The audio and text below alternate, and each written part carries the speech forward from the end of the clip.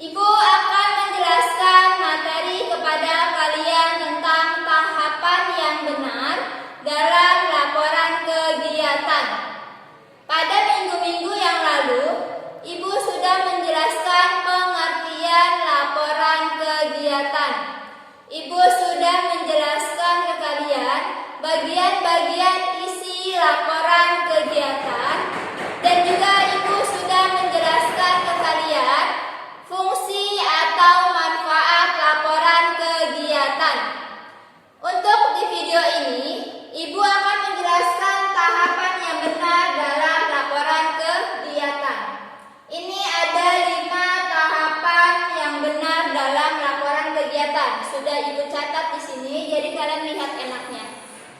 Sebelum Ibu masuk ke poin-poin ini, Ibu akan memberitahukan terlebih dahulu kepada kalian, dalam laporan kegiatan itu bisa kita sampaikan melalui lisan dan tulisan. Jadi laporan kegiatan bisa kita sampaikan dalam bentuk lisan dan tulisan. Tapi lebih baik kita menyampaikan laporan kegiatannya itu dalam bentuk tulisan agar lebih rapi, lebih jelas, lebih resmi, dan lebih bisa dipercaya untuk pertanggungjawaban. Ya, laporan kegiatan bisa kita sampaikan melalui lisan dan tulisan. Selain itu, prinsip dalam laporan kegiatan itu biasanya memakai prinsip 5W plus 1H. Ibu yakin ini sudah tidak asing lagi untuk kalian, karena 5W plus 1H itu sering sekali kalian jumpai di pelajaran bahasa Indonesia atau di pelajaran bahasa Inggris juga ada. Prinsip 5W ini apa aja? Ada yang masih ingat? Ada what, when, where, dan why, ya kan? Terus untuk yang hanya itu how, bener gak? Ya, itu 5W plus 1H. Jadi dalam membuat laporan kegiatan itu biasanya kita menggunakan prinsip 5W plus 1H. Bukan hanya laporan kegiatan saja, dalam makalah atau proposal juga biasanya menggunakan 5W plus 1H. Oke, kita masuk ke poin tahapan. Yang pertama adalah menentukan tema laporan. Jadi, pada saat kalian mau membuat laporan kegiatan, kalian tentukan terlebih dahulu temanya. Temanya apa? Misalkan kalian mau membuat laporan tentang kegiatan 17 Agustus 1945. Perhatikan tema dalam laporan kegiatan kalian itu adalah tentang ruang lingkup perayaan 17 Agustus 1945. Itulah temanya. Kita sudah dapat temanya. Laporan kegiatan perayaan 17 Agustus 1945. Gitu ya. Jadi tema itu hampir mirip sama judul laporan kegiatan. Kita lanjut yang kedua. Yang kedua adalah membuat rangkaian laporan. Jadi dalam laporan kegiatan kalian buat dulu rangkaiannya. Kalian susun terlebih dahulu. Kira-kira yang pertama itu cocoknya apa? Yang kedua apa? Ketiga apa? Keempat apa? Dari A sampai Z-nya itu harus jelas. Misalkan dari nama dulu, tujuannya dulu apa, atau tempat dan waktunya, atau rincian biaya, atau para peserta. Nah, itu harus kalian jelaskan di laporan kegiatan. Harus kalian rangkai dengan rapi dan jelas. Jangan sampai mencar-mencar. Jadi harus dalam satu bentuk laporan kegiatan. Ya, dimulai dari daftar isi. Biasanya kan daftar isi dulu, atau misalnya kalau kita mau bikin laporan kegiatan itu kan covernya dulu, ya kan? Ada covernya, terus ada kata pengantar atau daftar isi atau pendahuluan, baru isinya dan penutup. Jangan sampai pada saat kita mau bikin laporan kegiatan penutupnya malah di depan, atau isinya di depan, pembukaan dan penutupan itu tidak bagus. Jadi harus kalian rangkai dengan rapi. Pembukaan dulu, isi baru penutup. Gitu ya. Terus yang nomor 3. Nomor 3, mengumpulkan bahan-bahannya seperti dokumen, foto-foto dan lain sebagainya. Yang namanya kita mau mengadakan kegiatan, pasti ada yang namanya dokumentasi atau dokumen-dokumen, ataukah ada misalnya nota kalian memberi barang sesuatu yang lain, atau kalian menyewa apa. Nah, itu semuanya kalian minta tanda buktinya agar bisa kalian masukkan ke dalam laporan kegiatan yang akan kalian buat.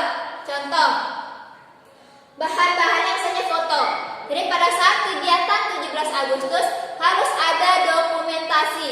Misalnya ada foto pada saat lomba panjat pinang, atau foto pada saat makan kerupuk, atau foto pada saat lari karung, atau foto pada saat tarik tambang. Pokoknya semua kegiatan itu difoto yang nanti akan kalian pergunakan dalam laporan kegiatan tersebut.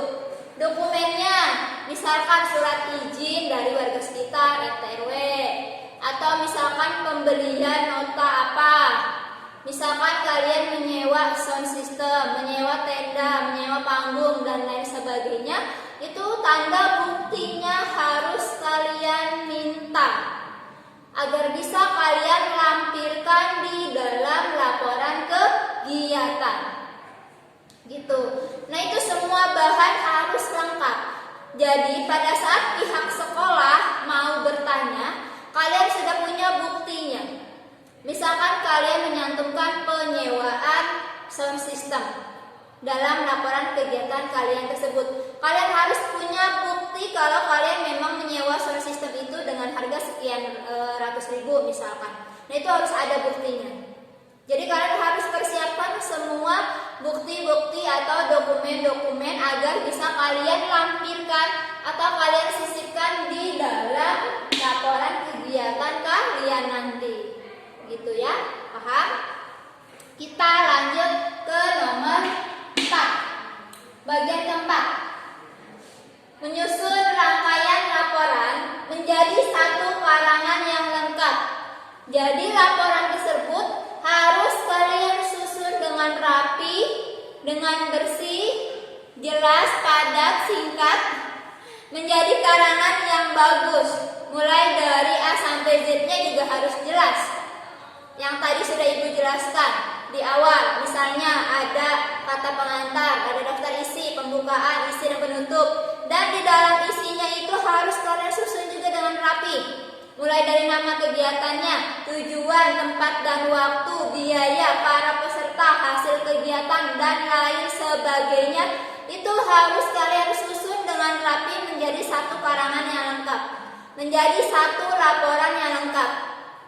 Jadi kan nanti biasanya kalau pihak sekolah itu membuat laporan nanti dilaminating, dirapihin yang bagus, atau dikasih laminating yang berwarna dan lain sebagainya, dibuat menjadi menarik. Gitu ya. Jadi harus kalian susun dengan rapi. Kalian rangkai semua kata-katanya pun dengan baik dan benar. Jangan sampai acak-acakan. Jangan sampai penutupnya di depan, pembukaannya di belakang. Yang harusnya hasil kegiatan adanya di paling bawah, ini kalian jelaskan hasil kegiatannya di paling atas. Tempat dan waktunya kalian taruh di bawah. Para peserta kalian simpannya di atas. Itu kan tidak rapi. Jadi harus kalian susun dengan rapi, harus jelas semuanya. Agar pada saat kalian menyerahkan laporan kegiatan ke pihak sekolah pun menerima dan membacanya juga dengan senang hati. Bagus, rapi. Gitu ya. Yang kelima, mengedit laporan dengan memperhatikan isi dan bahasanya. Kalau kalian sudah menyusun semuanya dengan rapi, lalu kalian lihat isinya itu udah benar-benar rapi atau belum, bahasanya udah benar-benar bagus atau belum. Jangan sampai kalian menggunakan bahasa yang tidak seharusnya kalian gunakan. Kalian harus gunakan bahasa yang bagus, bahasa yang rapi, bahasa yang sopan. Jangan gunakan bahasa yang kasar, itu tidak baik. Isinya pun harus kalian lihat apakah sudah rapi